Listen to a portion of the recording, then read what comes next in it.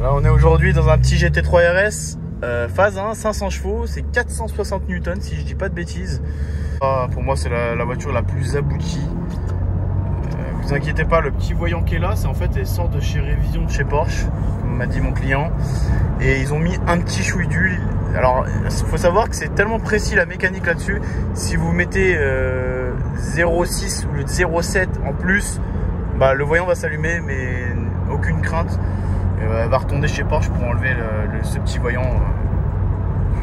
On peut rouler quand même, ça, vous inquiétez pas. Cette voiture, pour moi, c'est l'une des voitures les plus abouties de Porsche. Qu'est-ce que j'appelle abouti? Pas par le sens où il y a Apple CarPlay et compagnie, non, là il n'y a pas. C'est dans le sens où vous la prenez, vous jetez sur circuit. Ça veut dire même si la personne est mauvaise sur circuit, elle peut avoir des très bonnes perfs avec cette voiture. Bien sûr, il faut être bon. Tu sais, quand tu es sur circuit, la voiture c'est 50% et le pilote c'est 50%. Mais celle-là, on va dire, elle pardonne un peu plus, même sachant que c'est une propulsion. Mais ça se conduit très très bien et ça se manie super bien, quoi. Faut dire ce qu'il en est. C'est précis comme un scalpel. Moi, ça me fait halluciner. Ça m'a toujours fait halluciner. Ça, c'est vraiment très très précis. C'est la boîte, c'est, n'en parlons pas, une boîte de malade. C'est vraiment incroyable. On va ouvrir un petit peu. Vous entendez?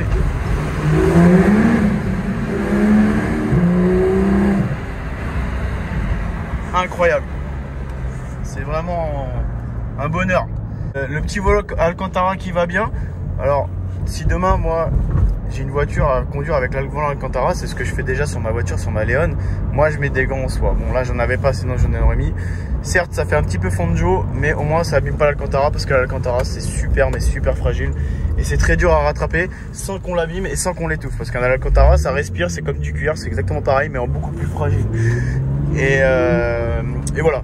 Donc après vous avez quand même le porte-gobelet qui va bien, ça faut pas s'inquiéter. Il y a des options quand même, mais on est quand même sur une voiture de piste, que ce soit sur les sièges que vous voyez juste là, avec l'arceau aussi bien sûr.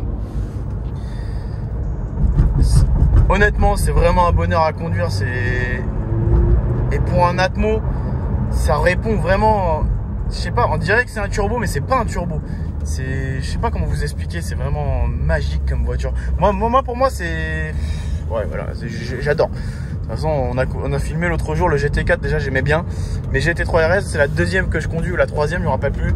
Et à chaque fois c'est un bonheur. Bon bien sûr si t'as ça, à côté t'as autre chose parce que tu peux pas rouler, aller en vacances avec ça si t'as des enfants ou quoi. Mais bon, les specs, il y a en pneu à l'arrière on a en 21, à l'avant on est en 20. Bon, elle a quelques options, donc on va lui faire un petit polissage sur le PPF parce qu'il a jauni avec le temps, hein, c'était les anciens PPF. Maintenant apparemment c'est corrigé, mais de toute façon nous à chaque fois qu'on met un PPF, quand Alex nous met un petit PPF, automatiquement on dit au client qu'il est préférable de mettre une céramique pour protéger et avoir le côté hydrophobe. Donc comme ça vous avez double couche et vous êtes vraiment mais vraiment très safe. Donc voilà. Mais on va lui mettre une petite cire de Carnauba et ça va être bien, hein.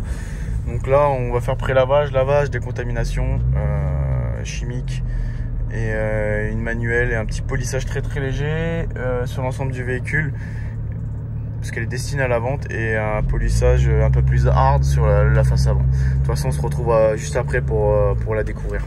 A tout à l'heure. Hello les maniacos, j'espère que vous allez bien, que vous avez passé une bonne semaine. On se retrouve pour une nouvelle vidéo tutos. Donc là vous allez voir que le format a changé. Il y a Valentin de chez Somo Production qui nous tourne les images, donc ça va être qualitativement 10 fois meilleur parce que moi je filmais comme je pouvais. On va avoir tout ce qui est lien de produits dans la description avec le petit code promo qui fait plaisir, donc c'est Fresh Detailing qui est juste en bas, et on va pouvoir commencer enfin de nouveaux formats qui fait vraiment plaisir, et j'ai hâte que vous découvrirez ça.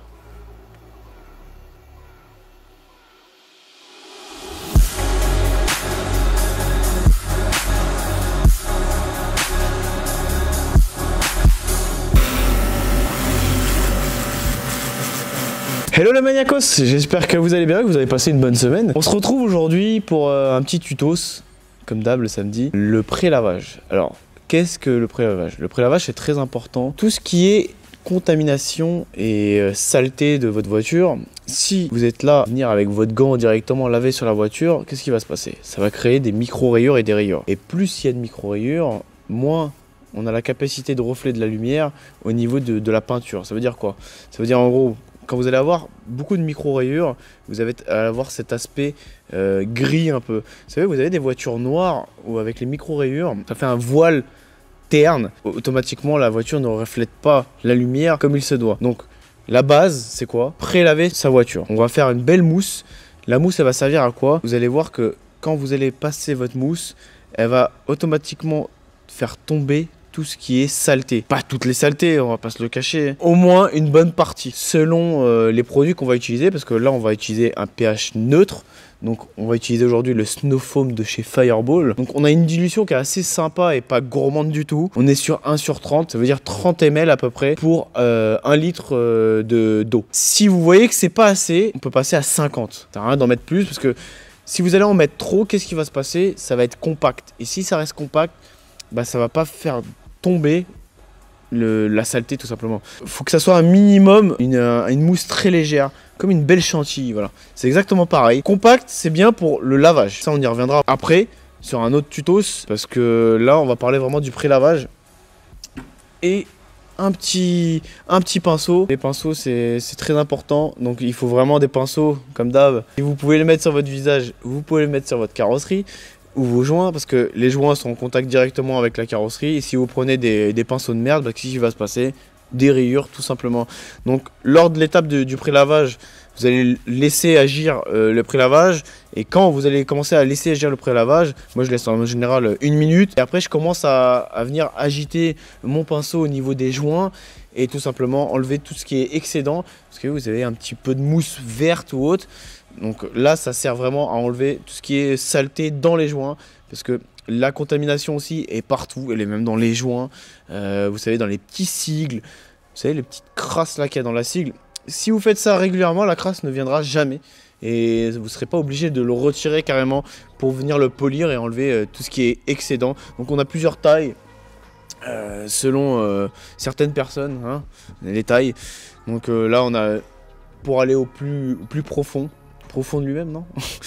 Et après on a aussi un outil qui est indispensable. C'est quoi? La petite cale. C'est pas pour bloquer votre voiture.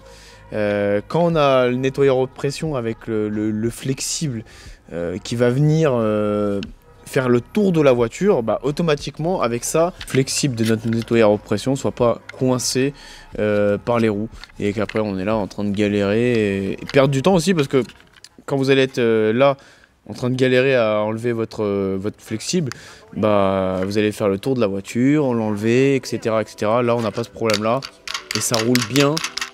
Et franchement, c'est top. Là, on va passer sur l'étape tutos. Donc, je vais vous expliquer étape par étape comment faire.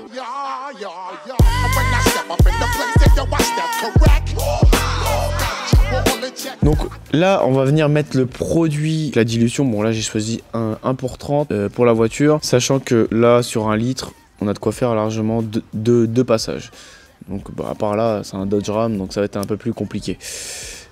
On va venir prélaver la voiture, une petite mousse assez sympa. Vous voyez, elle n'est pas trop compacte, elle est vraiment ce qu'il faut pour permettre aux excédents de saleté et les contaminations les plus sales tombent en premier. On laisse à peu près 1 minute. Et après, moi, je viens agiter avec mon pinceau au niveau des joints. Très important de nettoyer bien les joints. Vous avez vu, c'est pas très compliqué. Il faut juste bien suivre les étapes. Voilà, on vient vraiment partout. Vous voyez que le taf au niveau des cales pour flexible du nettoyeur haute pression est très efficace, parce qu'en plus le pneu là il est énorme. Les cales de roue font bien le boulot. Donc après on va venir rincer le véhicule et on va voir déjà que le véhicule est beaucoup plus propre déjà d'aspect, le pré-lavage. Donc là c'est le Snow Foam de chez Fireball. Et ce qui est bien, c'est qu'il sent bon. Ça va changer des produits de décontamination ferreuse qui sentent un peu mauvais. Bah tout simplement, ça sent le soufre. Donc là ça sent une petite odeur fruitée qui est assez sympa. Bon, j'espère que cette vidéo vous a plu. La semaine prochaine on va se retrouver pour la suite en fait. Là on va suivre vraiment toutes les étapes. En premier lieu, là on va pas vraiment tester pour moi des produits. Là, on va vraiment venir à comment laver son véhicule le plus simplement possible. Là, je prends des produits qui sont efficaces, mais ça aurait pu être un tel ou un tel. Mais là, c'est vraiment, on va pas faire des tests vraiment de produits, c'est vraiment les tutos. Comment laver son véhicule le plus simplement possible, tout simplement. Donc j'espère que cette vidéo vous a plu. On se retrouve la semaine prochaine, hein, si tout va bien, pour une nouvelle vidéo. Merci en tout cas pour les likes, les commentaires, les DM.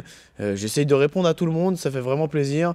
On a une belle petite communauté de maniacos qui demandent des conseils. Moi, j'essaie de répondre à tout le monde parce que ça me fait vraiment plaisir.